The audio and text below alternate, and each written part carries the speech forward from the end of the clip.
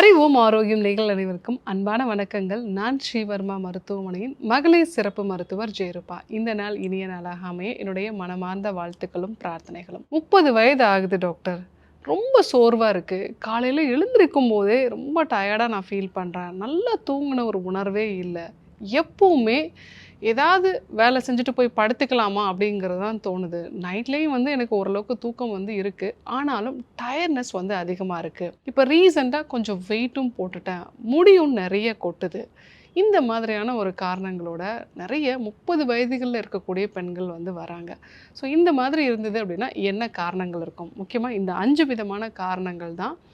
Extreme tiredness, hair fall இருக்கிறது, wait கொஞ்சம் கொஞ்சமாக இன்க்ரீஸ் ஆகுதுன்னா இந்த 5 காரணங்கள் தான் இருக்கும். முதல் விஷயம், உங்களுடைய ஹீமோக்ளோபின் ரொம்ப கம்மியாக இருக்கிறது. ஸோ ஹீமோக்ளோபின் கம்மியாக இருந்தது அப்படின்னா நம்முடைய உடல் ரொம்பவே சோர்வாக ஃபீல் பண்ணும். ஏன்னா செல்களுக்கு தேவையான ஆக்சிஜன் கிடைக்காது. அதே மாதிரி ஹேர் ரூட்டுக்கு தேவையான பிளட் சர்க்குலேஷனும் கரெக்டாக இருக்காது. ஸோ ரத்த சோகை இருந்தது அப்படின்னா ரொம்ப எக்ஸ்ட்ரீமான ஒரு டயர்ட்னஸும் ஹேர் ஃபாலும், வெயிட் கொஞ்சம் கொஞ்சமாக ரத்த சோகையினால் உடம்புல நீர் தேக்கமாகி இன்க்ரீஸ் ஆகிறது. இந்த பிரச்சனை இருக்கும். ரெண்டாவது, வைட்டமின் டி குறைபாடு, வைட்டமின் B12 குறைபாடு. இந்த 2 குறைபாடு இருந்தது அப்படின்னாலுமே உங்களுக்கு இந்த டயர்ட்னஸ் இருக்கும். இன்னும் சொல்லப்போனால் அந்த வைட்டமின் டி குறைபாடு, வைட்டமின் B12 குறைபாடுலாம் அதிகப்படியான ஒரு கோபம் வர்றது, சின்ன சின்ன விஷயத்தில் கூட இரிட்டேஷன் ஆகிறது, நரம்புகள்லாம் கொஞ்சம் ஹைப்பர் சென்சிட்டிவ் ஆகிறதுனால கை கால்லாம் அங்கங்கே திடீர்னு ஒரு எறும்பு ஊறுற மாதிரியான ஒரு உணர்வு இருக்கிறது, காலை இழுத்து பிடிச்ச மாதிரியான ஒரு உணர்வு இருக்கிறது, மசில் கிராம்ஸு இதெல்லாமே வர ஆரம்பிக்கும். ஸோ இதுலேயும் ஹேர் ஃபால் இருக்கும். அதே போல் டயர்ட்னஸ் எக்ஸ்ட்ரீமாக இருக்கும். சில பேருக்கு நைட்டில் சரியாக தூக்கமும் வராது. வெயிட் கெயினும் இருக்கும். மூணாவதாக, தைராய்டு சம்மந்தமான பிரச்சனை இருக்குது. ஸோ தைராய்டோட ஆரம்ப கட்டத்தில் எக்ஸ்ட்ரீம் டயர்ட்னஸ் தான் ஃபஸ்ட்டு சிம்டமாகவே இருக்கும். ஸோ 12 hours தூங்கினா கூட இன்னும் கொஞ்சம் தூங்கணும் போல் ஒரு உணர்வு இருந்தது அப்படின்னா உங்களோட தைராய்டு பாதிக்க ஆரம்பிச்சிருக்குங்கிறது அர்த்தம். இது கூட கொஞ்சம் வெயிட்டும் இன்க்ரீஸ் ஆகிறது, முடி ரொம்ப தின்னாக மாறிடும், ஒரு மாதிரி வறட்சியாக தின்னாக. ஸோ இதுக்கு முன்னாடிலாம் நல்ல தடிமனாக இருக்கும் டாக்டர், இப்போ ரொம்ப தின்னாக மாறிடுச்சு அப்படின்னு சொல்லுவாங்க. ஸோ இந்த அறிகுறிகள்லாம் இருக்குது அப்படின்னா உங்களுடைய தைராய்டும் காரணமாக இருக்கலாம். நாலாவதாக, அதிகப்படியான மன அழுத்தம். ஸோ ஒரு 30sல இருக்காங்க அப்படின்னா குழந்தைகளை பார்த்துக்கணும், இல்லை ஒர்க்கிங் நேச்சரில் இருக்காங்கன்னா ஒர்க்கை பார்க்கணும். ஸோ லைஃப்பில் முக்கியமான ஒரு காலகட்டத்தில் இருப்பாங்க. இது எல்லாம் சேர்ந்து ரொம்ப ப்ரெஷராக அவங்க ஃபீல் பண்ணும்போது கார்டிசால் லெவல் அதிகமாகுது அப்படின்னா நம்ம உடம்புல நம்மளுடைய தோல், முடி இந்த மாதிரியான இடத்துக்கான தேவைகளை அது ரத்த ஓட்டத்தை குறைச்சிடும். ஸோ நம்ம உடம்புல முக்கியமான உறுப்புகளான இதயம், நுரையீரல், மூளை, கல்லீரல் இந்த உறுப்புகளுக்கு தான் ரத்த ஓட்டத்தை அது அதிகப்படுத்தும். அதே மாதிரி கை கால்களுக்கு தான் ரத்த ஓட்டத்தை அதிகப்படுத்தும். ஸோ இதனாலே நீங்கள் ரொம்ப டயர்டாக ஃபீல் பண்ணுவீங்க. அதிகமாக யோசிச்சு ஓவர் திங்க் பண்ணி முடி கொட்டுறது அதிகமாகிடும். ஸோ இந்த சிம்டம்ஸ்லாம் இருக்குன்னா நீங்கள் அதிகமாக ஸ்ட்ரெஸ் ஆகிறதுக்கான வாய்ப்புகள்லாம் இருக்குது. அஞ்சாவதாக, உங்களுடைய கட் இம்பேலன்ஸ்டாக இருக்கிறதுக்கான வாய்ப்புகள் நிறையா இருக்குது. மெயினாக உங்களுடைய கட்டு நிறைய இன்டைஜஷன் மாதிரியான பிரச்சனைகள், மலச்சிக்கல் இருக்கிறது, சாப்பிட்ட உடனே மோஷன் போகிறது, இல்லை ஒரு சில உணவுப் பொருட்களை சாப்பிடும்போது எனக்கு சரியாக டைஜஷன் ஆகாது, கொஞ்சம் எண்ணெயில் பொரிச்சு சாப்பிட்டேன்னா நான் உடனடியாக எனக்கு செரிமான கோளாறுகள் உண்டாகும்.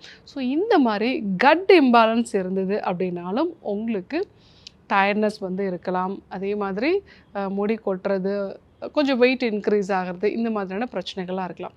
இந்த 5 விதமான காரணங்களால் தான் நீங்கள் அதிகமாக டயர்டாக ஃபீல் பண்ணுவீங்க. என்னென்ன பிளட் டெஸ்ட்லாம் நீங்கள் பண்ணணும்? ஸோ மெயினாக உங்களுடைய ஹீமோக்ளோபினோட அளவு செக் பண்ணணும். ஃபெரிட்டினோட அளவு, உங்களோட உடம்புல அயன் ஸ்டோரேஜ் எந்த அளவுக்கு இருக்குது அதை நம்ம செக் பண்ணணும். ஸோ அடுத்ததான் உங்களுடைய தைராய்டோட அளவு, வைட்டமின் டி, வைட்டமின் B12ஓட அளவு, இது எல்லாமே நம்ம செக் பண்ண வேண்டியது அவசியம். ஸோ இதில் நமக்கு ஏதாவது பாதிப்பு இருந்ததுன்னா அதை நம்ம சரி செஞ்சோன்னா தான் நமக்கு இந்த விஷயம் பெட்டராகும். ஸோ ஒரு டயர்ட்னஸ் அதிகமாக இருக்குது, என்னெல்லாம் நான் சாப்பிடணும்? நான் சொல்லக்கூடிய இந்த 3 விதமான உணவுப் பொருட்களை கண்டிப்பாக நீங்கள் எடுத்துக்கிட்டிங்கன்னா தான் உங்களுக்கான டயர்ட்னஸ் குறையும். முதல்ல, காலை வேளைகளில் நாட்டுக்கோழி முட்டையோ இல்லை ஏதாவது ஒரு வேக வச்ச பயிறு வகைகள், புரோட்டீன் அதிகமாக இருக்கக்கூடிய உணவுப் பொருட்கள் எடுத்துக்கோங்க. ஸோ அந்த மாதிரி எடுத்துக்கும் போது உங்கள் பாடியில் எனர்ஜி கிராஷ் அப்படின்னு நம்ம சொல்லுவோம். சடனாக எனர்ஜி வந்து டவுன் ஆகிறது. அதனால் நீங்கள் ஏதோ ஒரு காஃபி, டீ குடித்தா தான் அடுத்து உங்களால் வந்து அடுத்த வேலையே செய்ய முடியும்னு நினைப்பீங்க. அந்த மாதிரி இல்லாமல் உங்களுடைய பிளட்டில் சுகர் ப்ராப்பராக மெயின்டைன் ஆகிறதுக்கு, செல்களுக்கு தேவையான எனர்ஜி கிடைக்கிறதுக்கு மார்னிங் பிரேக்ஃபாஸ்ட்டில் கண்டிப்பாக ப்ரோட்டீன் இருக்கக்கூடிய உணவுப் பொருட்கள் வந்து எடுத்துக்கோங்க. மெயினாக நாட்டுக்கோழி முட்டையோ இல்லை வேக வச்ச பயிறு வகைகளோ எடுத்துக்கோங்க. ஸோ அந்த மாதிரி எடுத்துக்கும்போது கண்டிப்பாக உங்களுக்கு நல்ல சுறுசுறுப்பான ஒரு உணர்வு வந்து உண்டாகும். 2வது கருப்பு உளுந்து. இந்த கருப்பு உளுந்து அப்படிங்கிறது புரோட்டீன் சத்தும் வந்து அதிகமாக இருக்குது. எலும்புகளும் வந்து பலப்படும். ஹார்மோன் சம்பந்தமான பிரச்சனைகளையும் வந்து இது சரி செய்யும். பெண்களுக்கு மாதவிடாய் காலகட்டத்தில் இந்த இரத்த இழப்பு அப்படிங்கிறது உருவாகும் இல்லைங்களா? ஸோ அதை எல்லாத்தையுமே பேலன்ஸ் பண்ணக்கூடியது இந்த கருப்பு உளுந்து.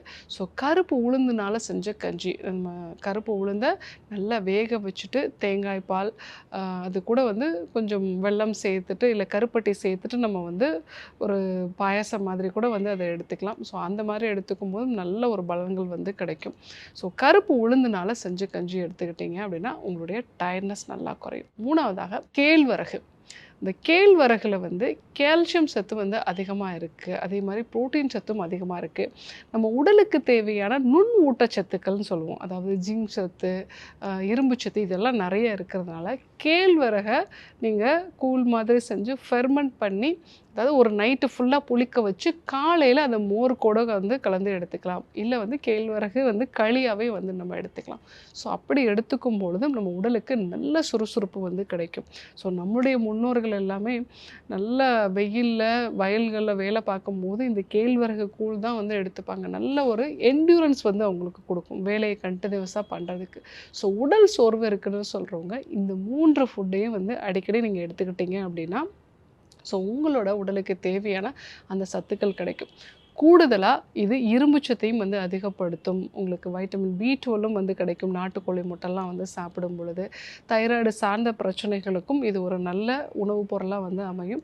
ஸோ ஸ்ட்ரெஸ் இருக்குது அப்படின்னாலுமே அதிக கார்போஹைட்ரேட் இல்லாமல் நான் சொன்ன இந்த உணவுப் பொருட்கள் கருப்பு உளுந்து, ராகி, நாட்டுக்கோழி முட்டை, வேக வச்ச பயிறு வகைகள் இது எல்லாமே வந்து உங்கள் ஸ்ட்ரெஸ்ஸையும் வந்து ப்ராப்பராக பேலன்ஸ்டாக கொண்டு வரும். ஸோ இந்த விஷயங்கள்லாம் நீங்கள் வந்து ஃபாலோ பண்ணீங்க அப்படின்னா உங்களுக்கு சோர்வு வந்து குறைய ஆரம்பிக்கும். எப்போவுமே நம்ம ஒரு முழங்கால் வலி இருக்குது, சக்கரை வியாதி இருக்குது, காய்ச்சல் இருக்குது அப்படின்னா டாக்டரை போய் பார்ப்போம். ஆனால் டயர்ட்னஸ் இருக்குது அப்படின்னா மட்டும் அதை ஒரு சோம்பேறித்தனமாகவே நம்ம நினச்சிக்கிறோம். நம்ம உடம்புல சத்து குறைபாடு இருந்தாலும் சரி, ஹார்மோன் சம்மந்தமான பிரச்சனை, மன அழுத்தம் நமக்கே தெரியாமல் ரொம்ப அதிகமாக போயிட்டு இருந்திருக்கும். ஸோ அது நமக்கே வந்து தெரியாது. டயர்ட்னஸாக மட்டுமே வந்து நமக்கு தெரியும். நம்மளுடைய கட் இம்பேலன்ஸ் ஆனாலும் இந்த பிரச்சனைகள் தெரியும். ஸோ அதனால் நீங்கள் டயர்டாக இருக்கீங்கன்னு சொல்லிட்டு அதை அப்படியே விட்டுறாதீங்க. இது ஒரு சோம்பேறித்தனம்னு நினச்சிக்காதீங்க. உங்களுக்கு உடம்புல வேறு சில பிரச்சனையோட ஒரு அறிகுறியாக வந்து இருக்கலாம். அதே மாதிரி தான் ஹேர் ஃபாலும் வெயிட் கொஞ்சம் கொஞ்சமாக இன்க்ரீஸ் ஆகும். ஸோ இதை அலட்சியப்படுத்தாமல் உங்களை ஒரு முறை டீடாக்ஸ் பண்ணிவிட்டு நான் சொன்ன இந்த உணவுப் பொருட்களெல்லாம் நீங்கள் வந்து ஃபாலோ பண்ணுங்கள். தேவைப்பட்டால் நான் சொன்ன இந்த டெஸ்ட்டையும் நீங்கள் வந்து பண்ணி பாருங்கள். ஸோ இன்றைக்கி டயர்ட்னஸ் எதனாலலாம் வந்து வருது, இதை எப்படியெல்லாம் சரி பண்ணுறது அப்படிங்கிறத நம்ம பார்த்தோம். இதே போன்று இன்னொரு அற்புதமான தகவலோடு உங்களை சந்திக்கிறேன். நன்றி, வணக்கம்.